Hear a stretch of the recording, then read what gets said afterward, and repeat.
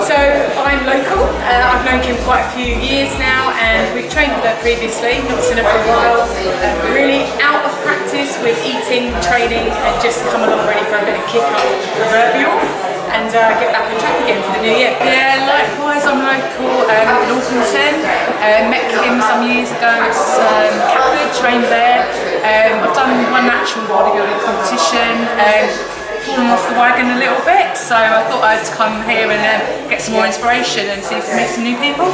Hi, I'm Shelley Harvey. I've come to watch Kimberly and Wendy. I was a female bodybuilder back in the day, at the time for the IFBB. That's about it, really.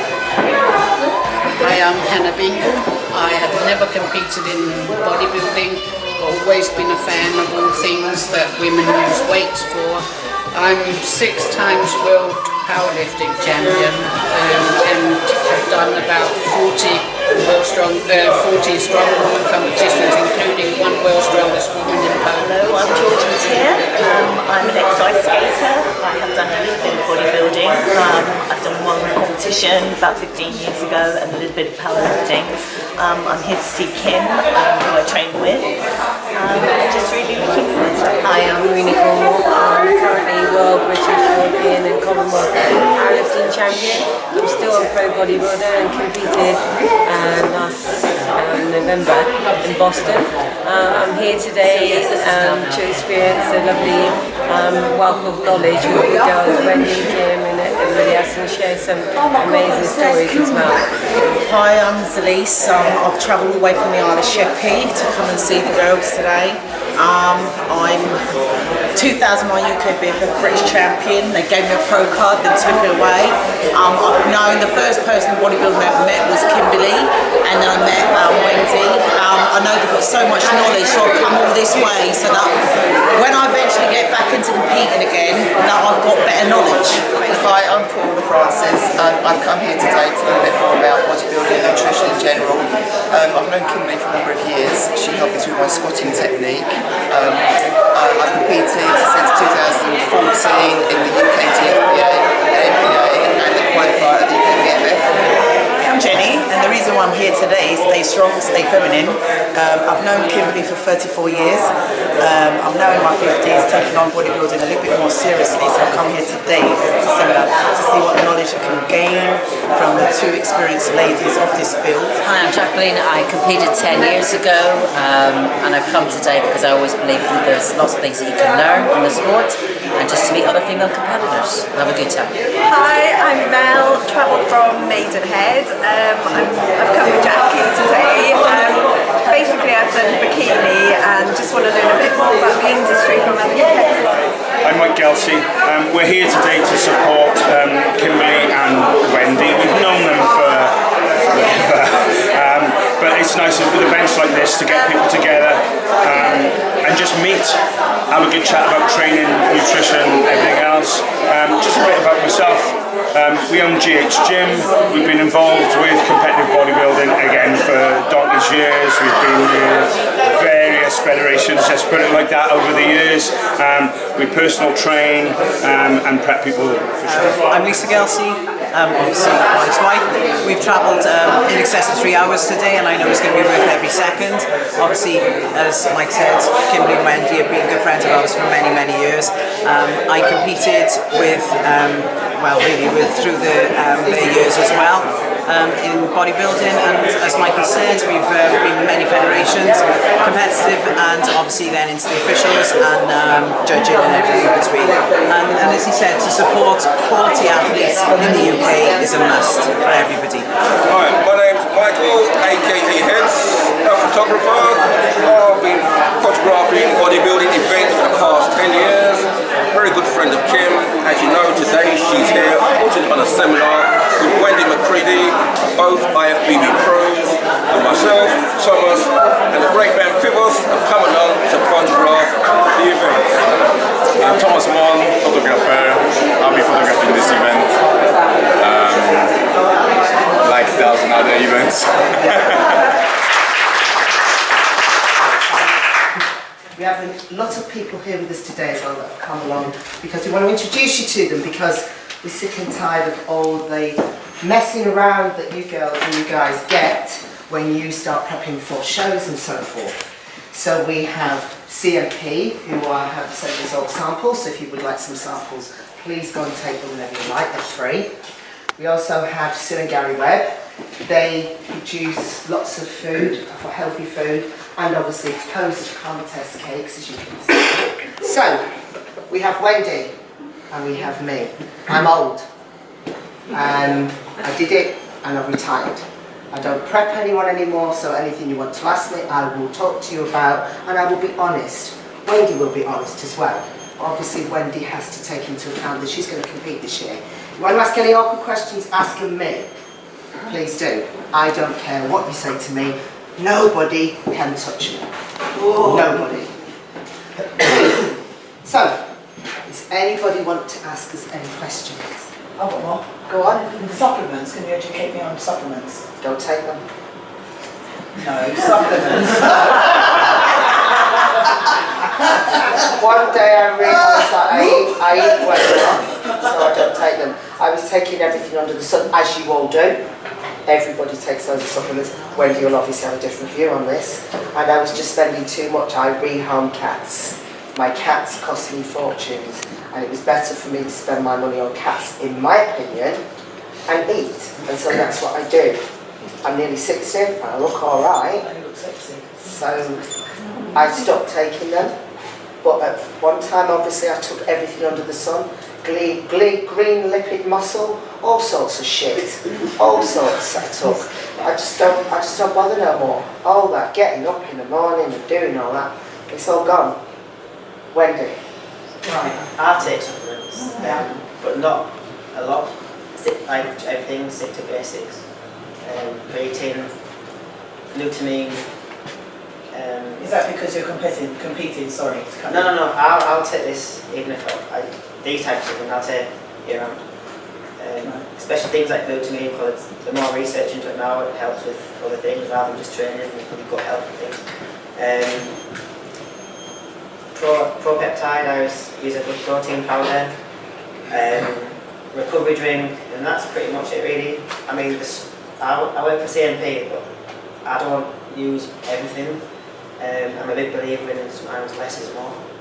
If you stick to basics, good quality supplements, then you don't need to take an abundance of everything. Because then you've got to remember your body's going to be stressed trying to digest and process all these things, so you're going to end up in a worse situation what you have to be in.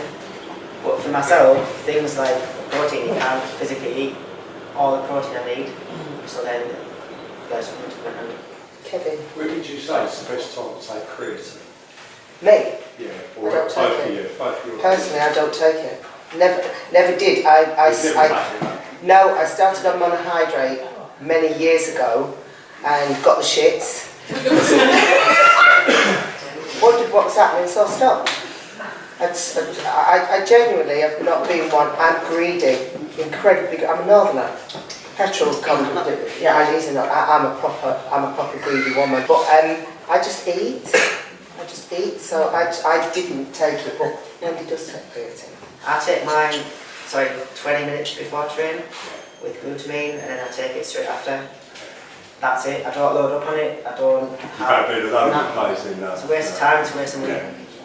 It's in the system anyway. So I've just been. I was working at a very, very big gym up until last year, where the athletes would come into the gym for a particular supplement company, and you wouldn't look at them twice and just think somebody else in the gym. Then you'd see this very, very famous photographer come in and film them, and you'd think, what a sack of shit. And then 6 months later you'd see him in the magazine and you think, rah, that's the gym where I was working. I didn't see this person in there. And he was like, whoa, no, this isn't that person. But it would have been. But they've been obviously photoshopped and filtered. And so the people in the gym floor said, did you see this person when you're in there? Yeah, but you're a fat fuck. They didn't look like that. That's it. What's your opinion on casein? I believe it's about timing as well for casein. I think it's a good protein to have. I use it personally with the peptide before I go to bed because it's longer to digest, but not straight after training or first thing in the morning. And again, every individual is different. How they react might be better with casing than they are to isolate or concentrate. But from a personal point of view, I like to use casing on an evening just before bed because it breaks down slow. Yes. How much protein do you recommend per pound body weight? Is a certain sort of like for your goals with muscle building, how much should you have? How much? Everybody is different because it depends on your body type. Oh, okay. So, I mean, if you can't really say that you've got 30 grams per pound of protein. Yeah. You need to work with somebody, you need to work with yourself as well. So you just wouldn't give a bog standard figure for everybody, just everybody is different. And then of course it's a case of starting small and building up and building up and building up. And making sure that most of your meals are food meals, not just protein as in whey protein. And again, if you don't use a good whey protein, you might not be getting the amount of protein that you're supposed to be getting in it, just because Jack from Jack's Gym makes his own supplements. He might be getting his whey protein from some shit company that's making pasties for a pasta company. So you just don't know what you're getting. So make sure it's food and monitor your protein intake. The 1 pound per gram of body weight, which is what you normally read about, well, that's going to be different to you, to myself. Yeah. It's how your body digests the protein, how you react individually, and the different types of protein, and the timing. Oh. So you've got to really get in tune with yourself and take note of yourself, of how much protein that you need, never mind the person next door, what your coach says or whatever. Yeah. You have to find out how your body's reacting to the food that you're eating, whether it's writing it down, make notes, or just be aware of what foods are bringing about what results, because we're all different, you know. I mean, I can eat eggs that comes out my ears, and I don't have any problem, where Julia over there With the new federations coming up and adding bodybuilding in again, and some of the old ones leaving bodybuilding out, what do you think the future holds for British champions and pro-card winners? I think, to be honest, I think that probably is going to be better. I find now that just in the last year, it's been a lot better for me personally, as in the way we get treated, the way we get like the money side. Treated, that means. I'm deciphering words today. It means treated.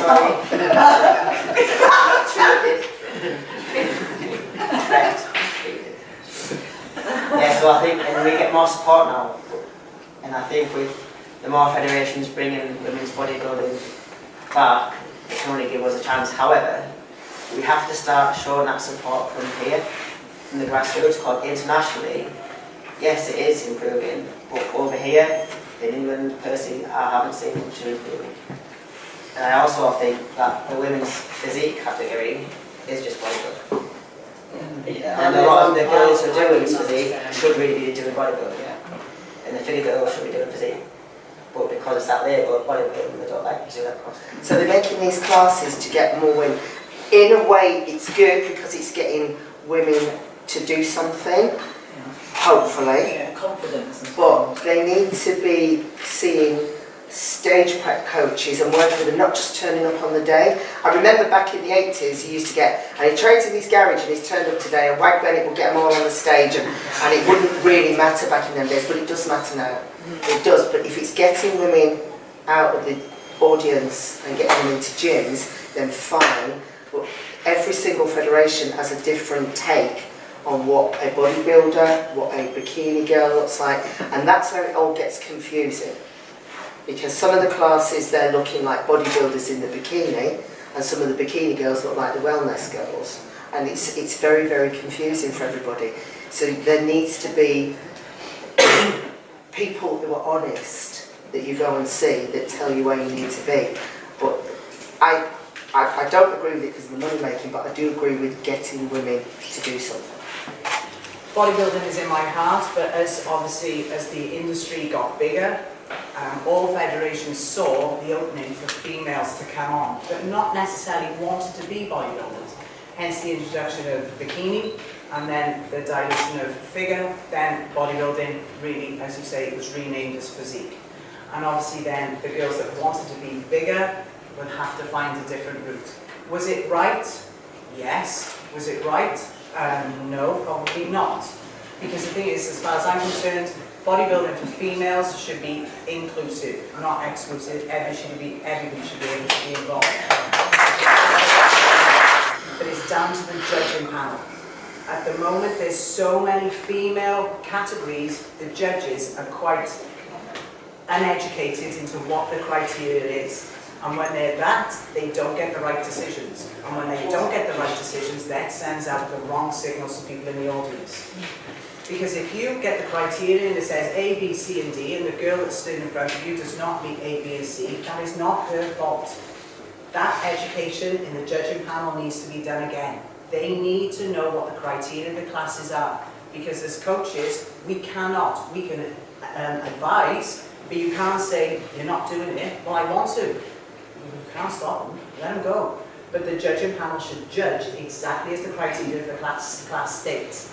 But because there's reintroductions of new classes on a continual basis, I feel that this is not actually being pushed through then to the athletes. So the education of the judging panel needs to be done. So whenever and whatever federation, as it stands at the moment, I'm in a position that I will advise any one of my clients to go to the appropriate federation to suit them. I never, ever, ever try and get a square peg in a round hole, ever. If your physique dictates NABA, you go to NABA. If you can see PCA, you go to PCA. UKBFF, IFBB, MPC, wherever you go, let your physique take you. Don't try and do it the other way around. If you see a glamorous girl and think, I'm going to look like that, don't even bother looking, because you never ever will. You can only be a better version of yourself. Yeah. And if you're a better version of yourself, you find the right federation that suits your physique, and you go with it. Does it mean it has to be an established federation? No, it could be a brand new one. That's great. But as you say, there is a place for every woman on a stage. But if you find that you think, actually, I don't want to look like that, don't. Don't find a federation that you want to look like. But never ever think, right, if the fat girl win, the skinny girl win, the conditioned girl win, don't. Be the best version of yourself, put yourself into that federation. Okay?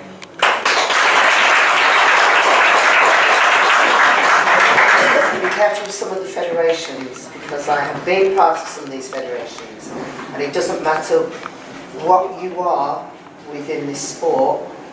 If there's people that are judging you that have people that are on the stage and they are actually wearing their clothes, be aware that it doesn't matter if you are the best person on that stage. The chances are you possibly won't win. So be aware that that's going on as well. Building out. I agree with, like you said, bringing all women in to fitness. I've done bikini myself. You know, obviously I don't want to be a bikini, I want to be at bodybuilding level, but that's something I'm now working on. But obviously, the way they do things and beauty things, we now don't really get the figure trained, figure toned and figure athletic.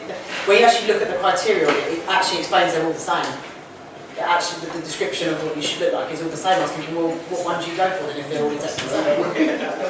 When I actually asked the criteria, how it was actually judged, because obviously I did judging the qualification in the 80s, so it's changed a lot since then. I was asking how they would judge a show. I was actually told that when it push comes to shove, if the physiques were hairpin between them, it would come down to who was the prettiest girl.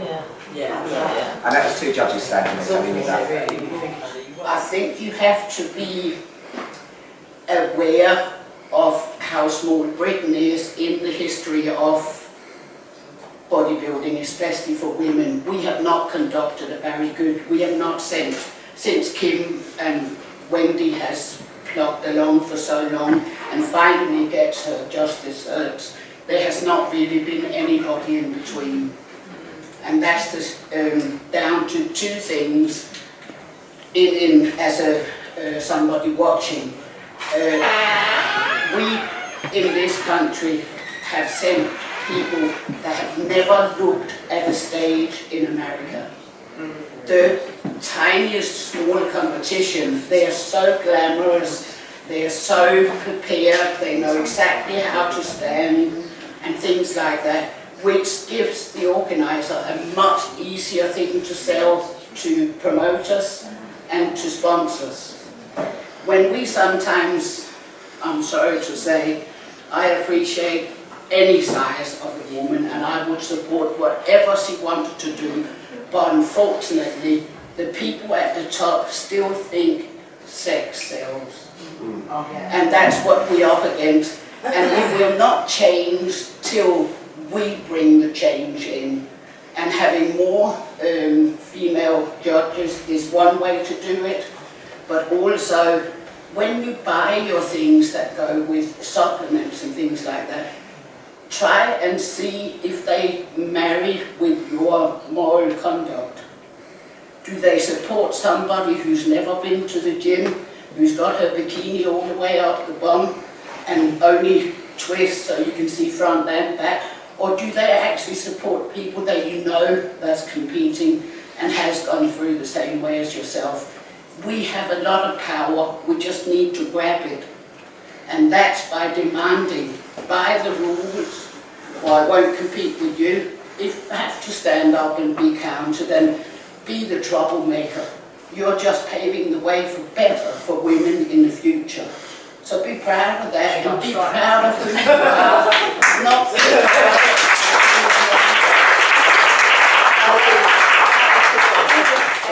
As a dreadlocks black girl, how am I supposed to choose a right federation like this? This is what I experienced in my last one, and it took me 2 years. I cried. So I've gone on stage with all these blonde girls, and I'm doing fitness model. To me, I look immaculate. Yeah. So my trainer got me to a T point. Yeah, so I don't have my back T. Yeah. So I've gone on stage with all these girls, and I'm doing my thing, and the judges did this. This is their phones, yeah. When I came on, they all did this. They did not look at me once. Yeah? Not once. Dreadlock girl, and all these blonde girls, so I suddenly start crying. This is what I experienced on stage. So they all did this, even my boyfriend, I've got it on video, and I was going to put it on social media and say, down this company. It's a new company called, I'm going to say it, I don't care, Ultimate Physique. Yeah? So I've come on, first show they ever done. I've come on stage, done my thing, I look really good. They did this when I came on stage. They all went down on their phones like I didn't give a fuck. Yeah? I cried. When I was at the back with all the girls, when all the blonde girls came on, I'm not racist or nothing like that, but when the girls come on, all their heads come up, the pictures like this. Yeah? I've got it on video. I've got it on video. Yeah? Yeah, similar.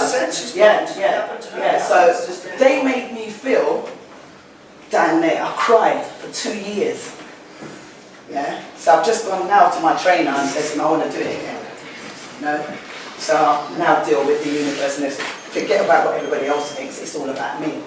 Yeah? What's the big? So I want to do fitness model. I'm in my 50s, I'm following my dreams, I'm getting on top of it. You know, so I'm just giving you that experience of what I experienced, you know, what they can do to somebody who's got vitiligo. So if I take my makeup off, because I want to be the first black girl to come on stage with vitiligo. Does anybody know what vitiligo is? Yeah, so I'm going white. So I'm going white. So I've got all these big white patches. That's why I wear makeup and why I come up there. And there's no such thing as pretty.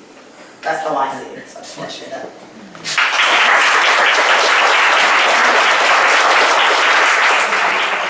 Okay, do your off-season day first. Off-season day, as in food-wise or training-wise? But sort of timings where you would be training, how many body parts per time and things like that. Okay, so off-season I train with weights 5 times a week.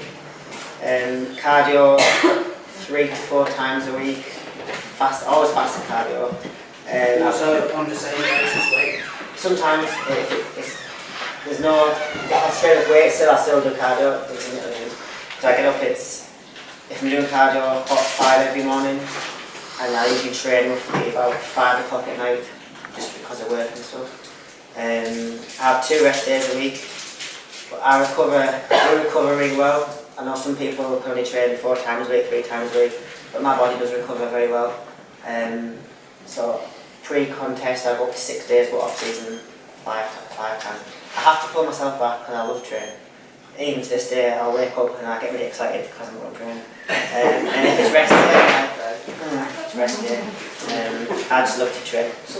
Food-wise, it's pretty boring, I guess. Really. You know, saying I write everything down, I weigh everything out as I mentioned before. Chicken, rice, broccoli. I eat every 2 hours. I end up eating probably about 7 or 8 times a day. I have roughly I don't like to call them cheat meals, but one treat meal a week, and Saturday night I relax a little bit, and that's pretty much it really. Training wise, I stick to basics. I train at Anfield gym, very basic, old school, hardcore gym. I'm not one for fancy machines. I couldn't train in a commercial gym for KD. I tried 3 times, each time I walked out. I just don't like the lack of gym etiquette in these commercial gyms. But there's nothing really different. I do have just every day, every training session I train and give my everything, I don't hold back. I believe if you're in it, you're in it. If I'm in, I'm all in. So if I'm going to train, I don't train half-heartedly. I don't think, oh, that'll do. I have to go, so I know that I couldn't do anything else. That's probably why I've got quite a few injuries. Normal circumstances, I train 5 days, 6 days a week.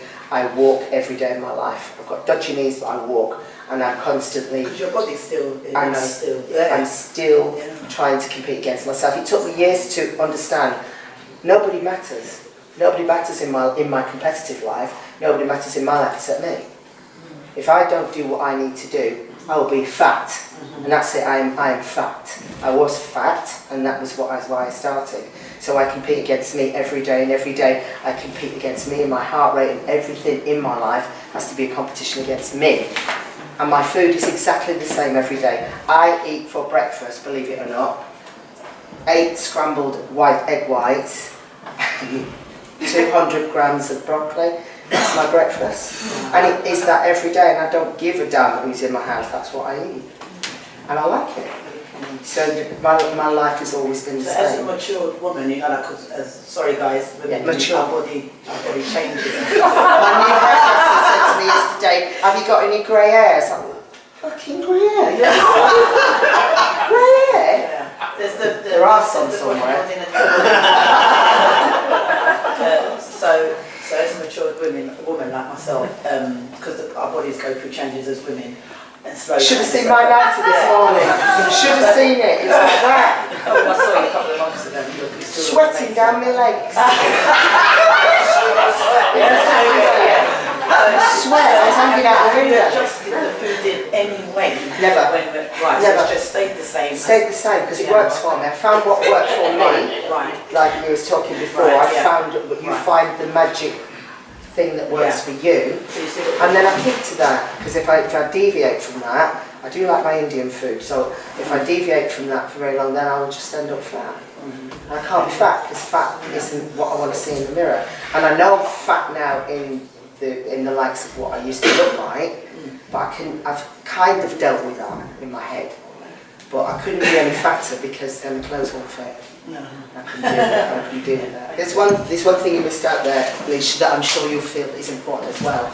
You talked about your food, you talked about your training, you talked about your rest, you talk about your flexibility.